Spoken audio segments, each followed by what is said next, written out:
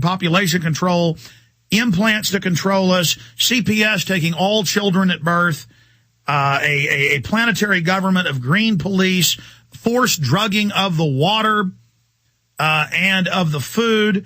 And this is a government plan. The book is, as you see on screen at prisonplanet.tv, Ecoscience, Population, Resources, Environment. And he co-wrote this with Paul R. Ehrlich, who was one of Bush's chief advisors. So this is bipartisan. But Front Page Magazine and the neocons are acting like it's a liberal issue, though I have to admit the Democrats are more overtly eugenicists. You know, Margaret Sanger is praised by the black community because she called blacks subhuman. That's the sick, twisted, like Schwarzenegger gets ADL awards because he says he wants to be like Hitler. But if you fight Hitler, then the ADL attacks you. Reality is much stranger than fiction, as they say. So I wanted to get G. Edward Griffin out of the gates to talk about this, but overall, the big eugenics agenda, the plan, the carbon tax, which we couldn't see till they passed it, home inspections, federal zoning, one-child policies. I have USA Today here in my stack that says that. In fact, put it on screen for folks. It says that, the bad economy's good for the carbon footprint, command destruction, how they want to bring us back to a rewilding, a neo-feudalism, a serfdom. G. Edward Griffin, author of The Creature from Jekyll Island. Thanks for being here with us. Well, thanks for inviting me, Alex. I really appreciate that very kind introduction, but it scares the heck out of me because I think people expect too much. No brag, just fact. That's what John Wayne said. And people need to know the testament of the great work you've done in 40-plus years. In fact, briefly, how long have you been fighting the globalist? How'd you wake up to them? And then let's get into eugenics. Well, the actual year of my beginning of awakening was 1959. And that's when I began to read some things that were, upstream, that not the same stuff that I was seeing on the media. And by 1960, I was in full swing. So I've been in this thing since 1960. Amazing. So we're talking about almost 50 years. Yeah, really.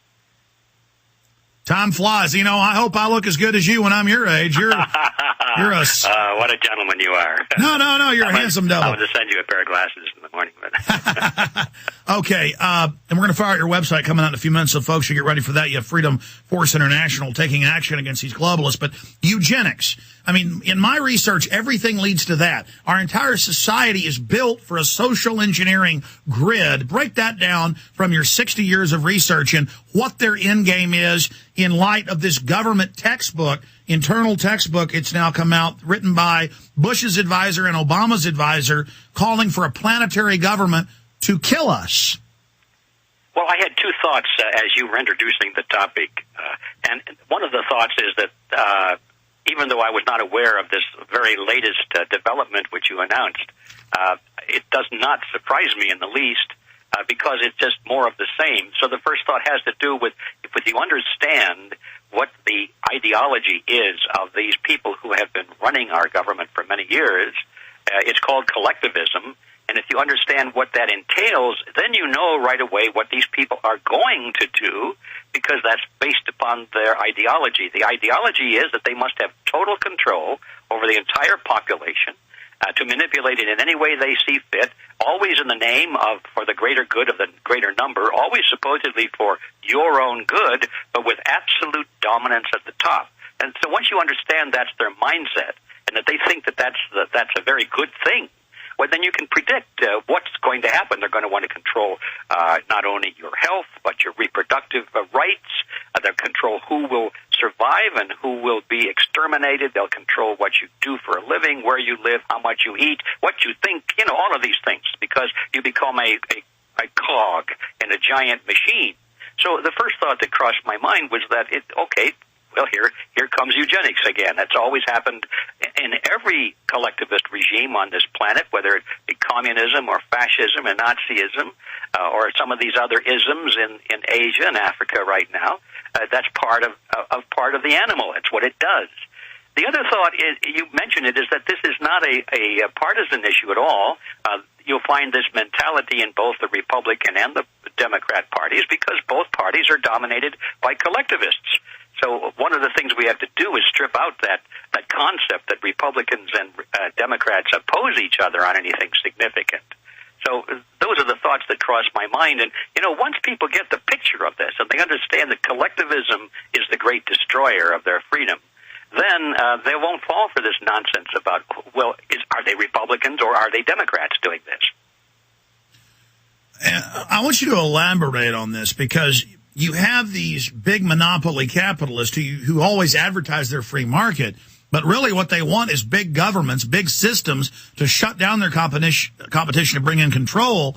And then because they are collectivists, they collect our wealth and give it to themselves and then use the little bit they give back to us to domesticate us. Then why should they even want us here in their collectivist model of everything shared? Well, they want to get rid of people so there's more for the few that are left. This is their whole social engineering goal. Well, there is a certain element of that in their thinking. They do want to limit the population because they're afraid that if the population gets too large, it becomes unmanageable. Their primary concern is how to manage the population. It's like a herd of cattle. If the herd gets too big, you have trouble managing it. It could break out the boundaries out in the North 40 someplace. And so there's a certain element to keep the size of the herd down. But the other element is that they need workers. They want people out there producing and serving so that they can create all of the fine things of life which the elite will enjoy. They want a working class and they want a servitude class. And they want our women. So, they don't want to kill all of us, just 80%. Well, I don't know what the number is, but whatever it is, they have no qualms about it. That's for sure. Well, the United Nations Biological Diversity Assessment 96 says a world population reduction of 80%. 80 is the number you get from Ted Turner and people. But some say even more, some say less. Yeah. Whatever it is, if they wanted to reduce it 5%, the principle is the same. Yeah, which is total dictatorial power. Yeah, over who lives and who dies, just because of the numbers. How would you say their program's going right now, watching it closely for 60 years? To me, watching it for 15 or so, it looks like they've got the power, they're steering things, but they don't have total control. And as they build their New World Order, it's falling apart as fast as they build it.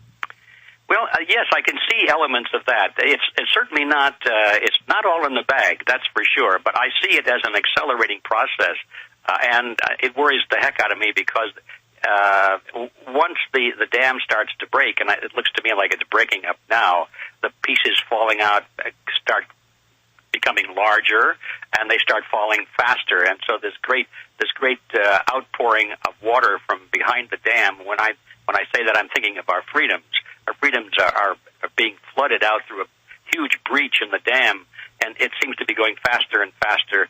And so I'm very concerned about that. We could come up with some event or series of events almost any day, which they could justify, they could use as justification for, closing down on what's left of our freedoms. They're definitely planning to do that. It's just a question of when are they going to do it and what events are they going to use for that. But by the same token, as you say, it looks like their system is falling apart. There's certainly a lot of disagreement among them.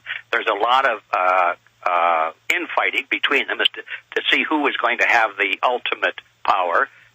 But I guess that's part of it. They've got to destroy a lot of stuff to build the new system, where if they destroy everything, then only their central hubs are left. And so by extension, by the rule of heavenly bodies or gravitational pull, it will pull everything into it. Yeah, that's a perfect analogy, I think. And also, we have to remember that certain subgroups within the collectivist movement actually advocate conflict within their own ranks. Adolf Hitler was one of those who was quite adamant on that. He said it's good that we fight within our ranks because only the strongest of us will survive, and we need only strong people in our movement.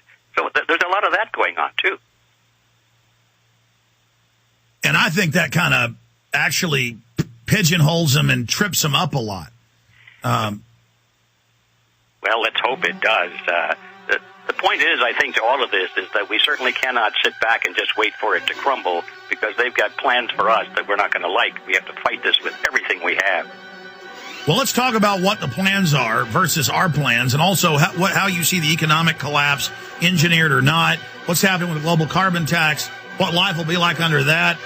I mean, this is the actual Soviet Union's what I'd call it we're going into. But we'll get G. Edward Griffin's take on that in just a moment. Stay with us. Hello, this is Alex Jones with some important questions. If you're going into a battle and they give you a rifle and a sidearm, how much ammunition do you want? My answer would be all I can get. In the battle for freedom and the lives of your loved ones, food is your only ammunition. How much do you want? When do you want it? Now or after the battle starts? When will you need it? Can you buy it without proper identification? Will there be any food? Will it make your children sick? If there's a quarantine and you can't feed yourself, will you go to the gathering center and be immunized? You wipe out all these problems if you have a good food supply. Food is your ammunition to fight for your freedom and your life. How much will you need?